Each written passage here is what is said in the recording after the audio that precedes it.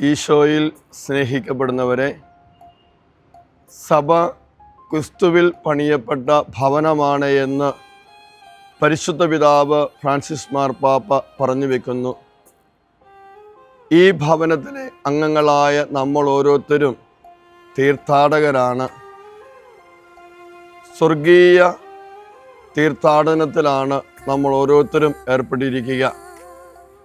അതിൻ്റെ ഒരു മുന്നാസ്വാദനമാണ് Panathady cent Joseph ഫൊറോന ഇടവക ദേവാലയത്തിലേക്ക് നടത്തുന്ന സാൻജോസ് തീർത്ഥാടനം. മാർച്ച് മാസം 18-ാം തീയതി തലശ്ശേരി അതിരൂപത അധ്യക്ഷൻ മാർ ജോസഫ് പാമ്പ്ളാനി പിതാവിനോടൊപ്പം നമ്മളെല്ലാവരും തീർത്ഥാടനം നടത്തുകയാണ്. എല്ലാവരെയും ഏറെ സ്നേഹത്തോടും ആദരവോടും കൂടെ തീർത്ഥാടനത്തിൽ പങ്കെടുത്ത് വിശുദ്ധ ഔസേപ്പ് പിതാവിലൂടെ ദൈവാനുഗ്രഹം സ്വന്തമാക്കാനായിട്ട് ഞാൻ ക്ഷണിക്കുകയാണ്. ഉൽപ്പത്തിയുടെ പുസ്തകത്തിൻ്റെ 45-ാം അധ്യായം 4-ാം തിരുവചനത്തിൽ ഇപ്രകാരം പറഞ്ഞു വെക്കുന്നുണ്ട്: നിങ്ങൾ എൻ്റെ അടുക്കിലേക്ക് വരിക. വിശുദ്ധ ഔസേപ്പ് പിതാവിൻ്റെ മൊഴികളാണിത്.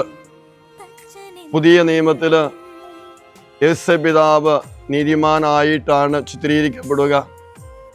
പരിശുദ്ധ അമ്മയുടെ കാവൽക്കാരനായി, ഉണ്ണി ഈശോയുടെ സൂക്ഷിപ്പുകാരനായി, സഭയുടെ കാവൽക്കാരനായി വിശുദ്ധ ഔസേപ്പ് മാറുകയാണ്.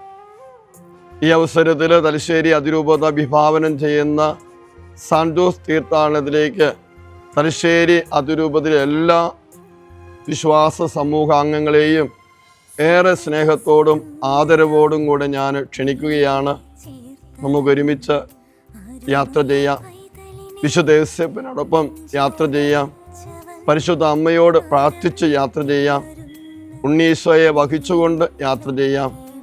അതിലൂടെ ധാരാളം ദൈവാനുഗ്രഹം നമുക്ക് സ്വന്തമാക്കാം.